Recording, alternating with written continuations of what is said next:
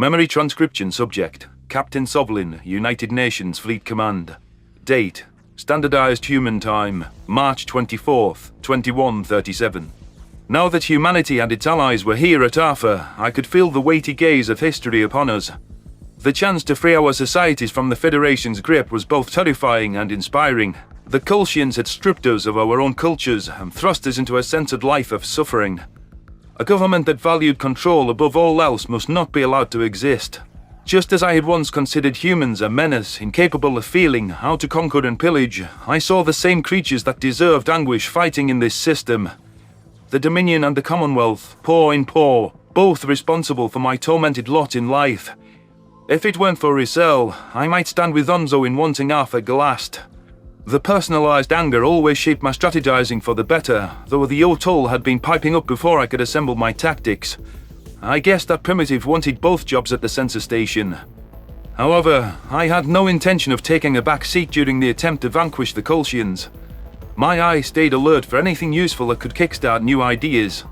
While monitoring the sensor feed for data relevant to our tactical options, 50,000 friendlies at the edge of our detection range caught my attention. In the span since we first arrived in system, our fleet had now gained 80,000 new participants, nearly doubling our original count. Of course, I'd like to have Ilthus's head on a pike, but thankfully that warmongering Arxer seemed capable of killing off the beasts under his control by himself. 1/3 of his force dying back at the gas giant saved human lives, so I could tolerate Greys getting blown to dust in our stead. That said, I hoped the computer wouldn't identify these new arrivals as more Dominion monsters, answering to some other chief hunter with a vicious ideology. The confusing bit was that they were denoted as friendlies. If these were Federation or Arxer vessels, their signatures would have been matched to the ones in system. Had someone from the Sapient Coalition decided to send more ships? I snapped my head up, catching on to a remark from Onzo about needing more ships. Then you're going to like this. Already marked as a tentative green. Computer must think they're not Kolshian or Dominion. We should ask these guys to head toward the bulk of the action, rather than drifting way out yonder. The O'Toole had been pensive since the battle began, likely worried about our odds of taking down this army. A joint force from the two greatest powers in the galaxy, which shattered the records for any battle force. Onzo had understood that our outlook was grim going in. I think the Primitive saw this as a suicide mission. Reality hadn't looked upon us with kindness at first. The Terran shipyards at Proxima Centauri, built up adjacent to a colony with temporary housing and the cumulative manufacturing power of Earth, held significant output for a single species. The Predators seemed as if they could do anything when faced with a challenge to their kind, yet it paled in comparison to the system-filling numbers we were up against today. I knew what hopelessness looked like from gauging the morale of my Gajit crew back when we squared off against the Arxer. The charge we led against the Cradle's raiders had a few realists like Onzo. It was only when Ilthus showed up that I saw the first glimmer of hope within the O'Toole, and with 50,000 new additions to our roster, optimism was gleaming in my crewmates' eyes. I could see that the Marsupial was trying to temper his rising spirits. It was important to verify that these were friendlies. If these latest additions were truly on our side, we might be able to fill the system with our own fleet. There is the issue of the 200,000 enemies that are Shadow Fleet, but it sounds like the O'Toole and Terrans have their number. Something about beams of particles. Before we hail these fellas, we should know who they are, Tyler decided. For all we know, it could be some trick by the Kolshians to dress their fleet up as Venlil ships. Samantha rolled her eyes. That would never work. The Venlil gave us most of their military. 50,000 ships don't grow on trees. Are you sure about that, Sam? Carlos teased. The blonde-haired officer blinked in irritation. Enough. You get my point. We can't afford to be wrong here. Who are we dealing with? Just one more second, sir. Onzo furiously applied some filters to the subspace trail data before his optimism seemed to fizzle. Oh, that's... It's the Dwayton shield. I shot a withering look at the O'Toole. Why are you saying that like it's a bad thing? Because, like all Federation militaries, except for the one we're squaring off against, they've shown they're completely incompetent. I was in the Federation military. My point stands, old man. Insolent prick. Do you know who was the only captain to spot the Terran ambush from Gajit border outposts, despite their stealth deception? Samantha curled her nose at me. Why are you saying that like it's a good thing? Besides, maybe my memory's a little hazy, but didn't you do nothing to intervene? Something about expecting us to be unable to resist slaughtering the civilians on your colonies, so you camped by an inhabited world instead of your base. I might have been a little offsides. My point is, I saw through your tricks, so I was somewhat competent. Not all Federation captains are the same. Uh-huh. Tyler was visibly trying not to laugh. This really shouldn't be amusing, should it? Guess compared to the shit that came after, it's the good old days. Now, sit back. We're going as fast as we can to help out those SC ships. Unfortunately, Onzo has a point about Federation captains not holding up under pressure. They need us. Damn right they do. The Yordle declared. Well, now that they're here, don't we have to contact the Dwayton Shield? Make sure they don't wander off unsupervised. I'm sure we wouldn't put it that way, but yes. It's a good number of ships, and maybe this time will be different. Believe it or not, I heard they held up surprisingly well defending Kalqua. Cornered animals, sir. Sovlin probably needs that concept explained, since prey could never hurt anyone just because they're out of options. I scoffed. Huh. I don't take explanations from medievalists and microwave chefs. Go make your fucking call. Officer Cardona ran a final confirmation with Onzo of the data before passing along the news of Dwayton's shield reinforcements to Captain Monaghan. The UN commander gauged the distance between us and the floundering Sapient coalition. The manned Kolshian vessels were making quicker work of our direct allies than the shield's last stand. Pairing the two groups together could grant them more backbone, and adding the Kalqua natives to the mix took our tally above 180,000. The real question was whether the avians were finally friendly toward the humans, or whether they'd cause fractious disruptions. The tone of this conversation could indicate their disposition toward us. Without humanity's kindness, the Dwayton species would be in the same position as the Gajid post-Cradle, if not worse. I don't see how they could find it in their hearts to still harbor hatred for us. A Dwayton commander blinked onto the screen. We were hoping a Yordle captain would speak to us about our integration, but I suppose a predator will suffice.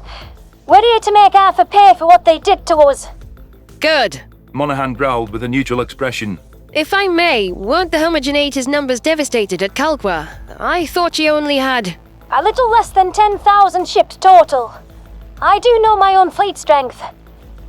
Luke, we lost more people than you did on Earth. I'm so angry I can't think straight. If the Kolshians attacked us again, we'd be fucked anyways. So we might as well point our guns at them here and now. Understood. The other 40,000 are shield allies. The Lashee felt guilty for not sending any ships to Kalqua. Some grudge about being iced out of the Federation military. The Jar saved most of their fleet for today, because surprise, they wanted to help out with this anyway. Wait, why am I telling a predator this? I'm sure the motives of 44 species and which ones turned up don't matter to you.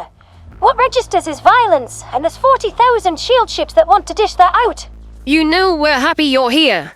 We'll forward the coordinates of our herbivore allies' advance, and you can team up with them. They'll fill you in on any details you need. Oh, and Commander. The avian stiffened. Yes? Humanity is not your enemy. We're, starting to see that. Thank you for saving us. The Dwayton struggled to say those last words and hurriedly disconnected from the call. Samantha chuckled with disbelief. It seemed the avians hadn't put the entirety of their predator distaste aside. However, I trusted the shield to fight by our side, as long as it meant dishing out retribution to Arthur. The look in the homogeneity commander's eyes when she spoke about her anger struck a chord. It wasn't dissimilar to how I'd felt after losing my family, stewing in hatred and a desire to make the responsible parties suffer. In her case, that grief was fresh. Trusting the Dwayton not to do something rash would be foolhardy under the circumstances. We need to keep an eye on them. They're not thinking straight, I said. Carlos nodded in agreement. I know. Every human on the ship knows how they feel. Many of us came out of Earth's attack willing to do anything to the Federation. However much they're not of sound mind now. Tyler began. Samantha sighed. However... We need their numbers. Their desperation could make them fight better. You heard it from their mouth. They know if this battle isn't won, they can't defend Kalqua anyway. Their fleet is in tatters. Onzo flicked his ears. The archives told us how loud and individualistic they are, and it shows. They do crazy illogical things during bursts of emotion. Assassinating Iconis because they were angry over their uplifting. Leaving Kalqua with 0 ships to their name now.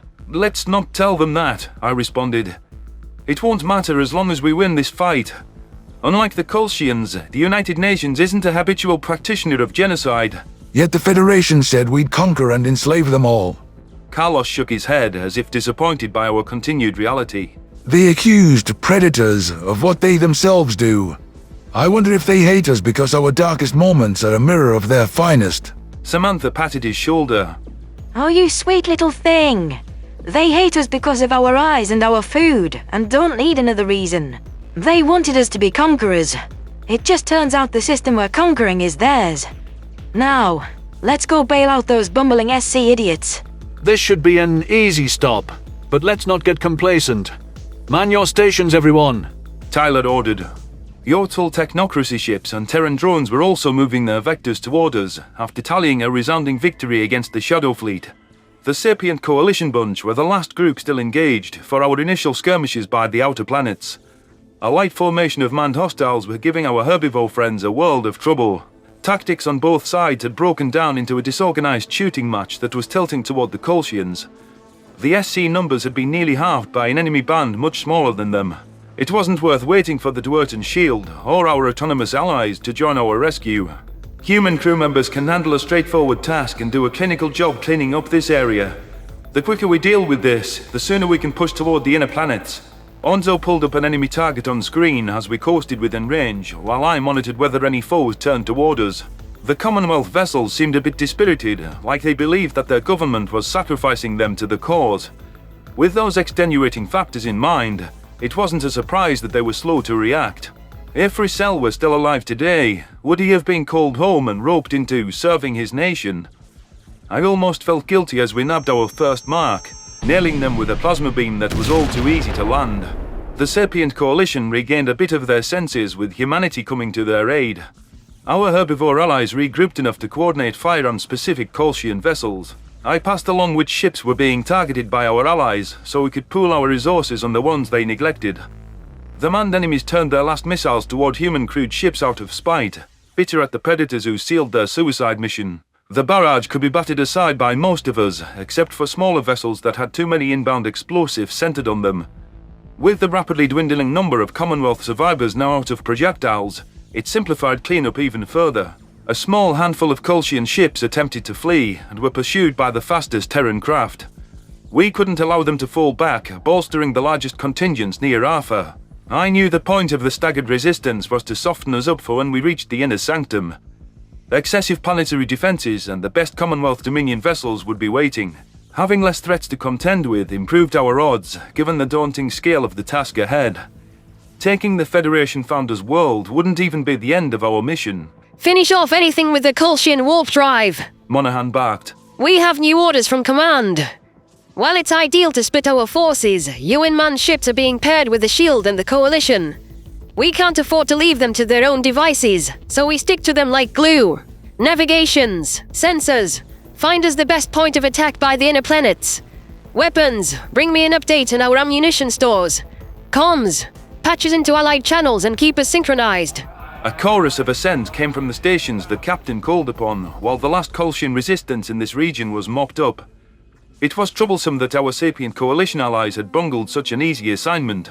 I hoped the furious, revenge-seeking Dwerten Shield would have a higher level of competency. If none of our partners could handle their own, our warship would be strapped to an anchor. Human leadership needed to have the good sense to cut them loose if it came down to it, and make the requisite sacrifices to win this battle. I peered at the sensor screen. I see we've plotted an intercept course to rendezvous with the Dwerten Shield. After that, I say we go toward that oblong rocky planet. Kato, if I remember its name. An unimportant research colony with a few hab modules. Unless you want to bomb it, I wouldn't concern yourself with settlements aside from Arthur. Sovlin is right. Onzo agreed. It's a prime target. There's a mix of Commonwealth manned vessels and Dominion ships. I imagine neither side likes that, so they might not be fighting, or coordinating at their best. Precisely. Tyler ducked his head. I'll forward our suggested destination to Navs, along with the location of known enemies. Anything else we should know? Well, just some tactical advice, sir. From what we can see on here, the enemy resistance only gets thicker as we go forward. I recommend keeping the SC and the Shield in supporting roles. No, that won't do. The Dwayton won't be happy taking a backseat here. Onzo challenged. They want revenge for what was done to them. We already established that they're highly emotional and not thinking straight. Then what are you suggesting? We let them take the lead, despite their questionable competency? That's exactly what I'm suggesting, Sovlin. Let the Dwayton pick their role and see how they fare. Kato is the test of whether it's best to let them go off on their own. Tyler pursed his lips. I don't see a better option to keep them in line, and getting in their way could make them turn their guns on us. This might convince them we're on the same side. I'll fill the captain in. She can have someone that's a herbivore ask their decision on how we want to play this. Let's hope this goes better than we all expect. Samantha grumbled. As the census officer marched off for a conference with Monaghan, I found myself questioning the Yotel's suggestion. I hated to admit that Onzo's advice was normally sound, but in this case, his idea could be detrimental to the fleet's success pushing deeper. It would be enough of a challenge to protect weaker allies without putting them in charge of our next move. The humans were attempting to manage a tricky situation with the numerous parties for and against them in the battle, yet this seemed like a ludicrous gamble. I hoped that the Dwayton Shield's combat actions today would be as bold as their words. We needed not just to win this next stage of the clash, but also to swing momentum to our side heading to Alpha. None of this factored in Ilthus's ships, which had moved off on their own vector, rather than aiding our sapient coalition friends. That bloodthirsty chief hunter must not have wanted the appearance of teaming up with prey. There was no question that the Dwayton would not appreciate our Arxer aid. I didn't envy the Terran brass trying to juggle these different interests. If anyone could keep this tinderbox from erupting into flames, it was humanity. The Predators had been agents of peace since day one on the galactic scene,